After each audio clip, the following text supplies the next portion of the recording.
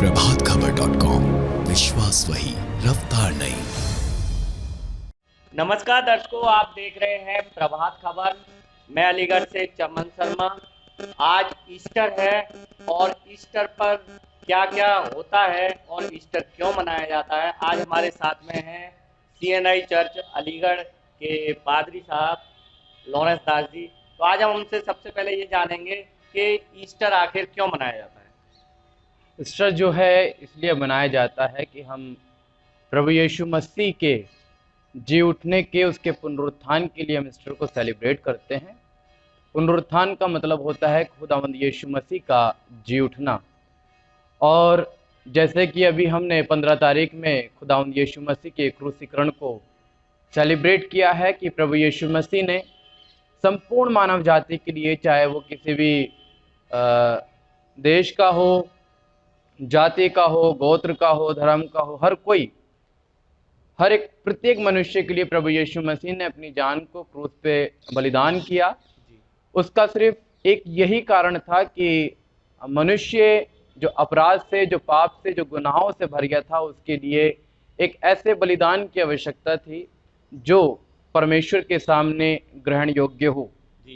इसलिए प्रभु यीशु मसीह जो निष्कलंक, जो पाप रहित, जो दोष रहित था, उसने संपूर्ण मानव जाति के अपराधों को अपने कांधों पे लिया, अपने शरीर पे लिया और उस अपराधों को लेकर के क्रूस पर अपने आप को बलिदान कर दिया, ताकि मनुष्य परमेश्वर से मेल मिलाप कर सके, प्रभु के साथ में उसका संबंध अच्छा हो सके, परमेश्वर की निगाह में वो पाक साफ और शुद्ध ठहरने वाला हो सके। आज हम इस बात को देखते हैं कि जैसे प्रभु यीशु मसीह ने अपने कथन, अपने वचन में और बाइबल में इस बात को कई बार भविष्यवाणी की है। वचन में लिखा है कि प्रभु यीशु मसीह ने कहा कि मैं तीसरे दिन जी उठूंगा, और वो अपने कथन अनुसार, अपने वचन के अनुसार तीसरे दिन जी उठे थे, जिसका प्रमाण हम लोग इस बात में देखते हैं कि वो सारी भविष्यवाणियां जो बाइबल में लिखी हैं संपूर्ण हुई। और इसलिए हम प्रभु यीशु मसीह के जी उठने के दिवस को बनाते हैं कि प्रभु यीशु मसीह मुर्दों में से जी उठे और वो जीवित हैं, वह हमारे मध्य में पवित्र आत्मा के रूप में मौजूद रहते हैं। इसलिए हम इस ईस्टर को सेलिब्रेट करते हैं।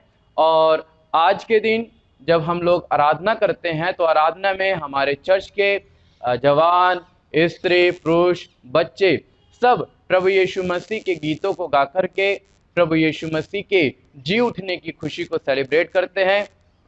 एक दूसरे से मिलकर के खुदावंद यीशु मसीह के जी उठने की बधाइयां देते हैं और सब एक दूसरे के साथ में एक अच्छे व्यवहार को प्रदान करते हैं, ताकि हम अपने व्यवहार से हर तरीके से इस बात को बताते रहें कि हमारा प्रभु यीशु मसीह हमारे मध्य में जीवित है। तो सबसे बड़ा रीज़न, सबसे बड़ा कारण जो ईस्टर को सेलिब्रेट करने का है, ईस्टर का मतलब यही है कि खुदावंद यीशु मसीह मुर्दों में से जी उठे हैं। और उसी जी उठने की खुशी को ना ही सिर्फ the church of ascension Aligarh celebrate कर रहा है, लेकिन अलीगढ़ के अंतर्गत में जितने चर्चेज हैं, इस भारत देश के अंदर में जितने चर्चेज हैं, सब जगह पूरा का पूरा मसीह समाज, संपूर्ण मसीह कौम जो है इस दिन को सेलिब्रेट करती है। तो ये हमारा ईस्टर को सेलिब्रेट करने का तरीका है कि हम परमेश्वर के भवन में आकर के प्रभु को धन्यवाद देते हैं। एक थैंक्स गिविंग है कि प्रभु आपने हमारी खातिर अपनी जान को कुर्बान किया और हमारी खातिर खुदावंद यीशु मसीह तीसरे दिन मुर्दों में से जी उठे, ताकि हम अपने आप को अकेला, अपने आप को अनाथ, अपने आप को असहाय ना समझे। अच्छा पादरी जी, जैसा कि तीसरे दिन वह जी उठे थे, तो जी उठने के बाद वह कितने समय तक उस शरीर में जिंदा रहे? वो कम से कम, जो बाइबल हम लोगों को बताती है कि 40 दिन तक वो अपने शिष्यों के साथ में रहे। और अलग अलग प्रमाण बाइबल में हम लोगों को देखने के लिए मिलते हैं कि पहले वो कुछ महिलाओं को दिखाई दिए, फिर उसके बाद में अपने शिष्यों को दिखाई दिए, फिर उसके बाद में जो है एक बड़े समूह को दिखाई दिए। और बाइबल उनके जी उठने के विषय में बहुत सारी बातों को बताती है। और लगभग 40 दिन तक खुदावंद यीशु मसीह अपने शिष्यों को दिखाई दिए और उसके बाद में फिर वो स्वर्ग में उठा लिए गए। जैसे बाइबल में लिखा है कि प्रभु यीशु मसीह स्वर्ग में उठा लिए गए, क्योंकि प्रभु यीशु मसीह के जाने के बाद में प्रभु यीशु मसीह ने अपने शिष्यों को इस बात का आश्वासन दिया कि जब मैं जाऊंगा तो मैं तुम्हारे लिए एक सहायक को भेजूंगा, अर्थात पवित्र आत्मा को। तो प्रभु यीशु मसीह का जाना जरूरी था ताकि पवित्र आत्मा को परमेश्वर हमारे मध्य में भेजने वाले हो सके।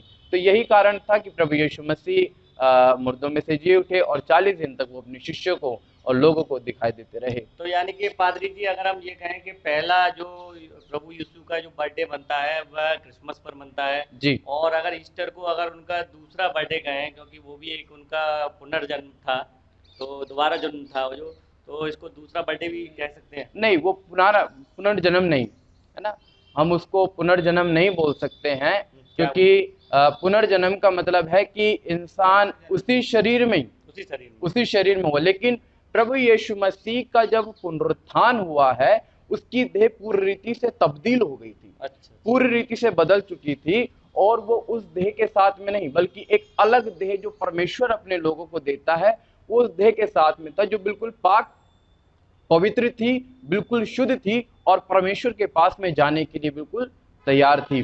तो बाइबल मसीह समाज में इस बात के विषय में बताता है कि हम जिस शरीर में हैं ये शरीर नष्ट हो जाएगा, लेकिन परमेश्वर हमको एक नए शरीर को प्रदान करेगा, एक नई बॉडी को प्रदान करेगा और वो बॉडी परमेश्वर के राज्य में प्रवेश करेगी।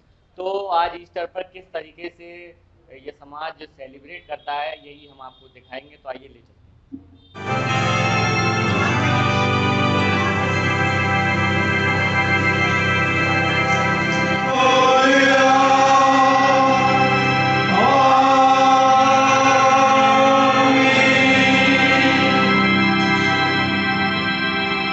अब हमारे खुदावंद यीशु मसीह का फजल, खुदा की मोहब्बत और रूह कुदूस की शराकत तुम सबके साथ होती रहे।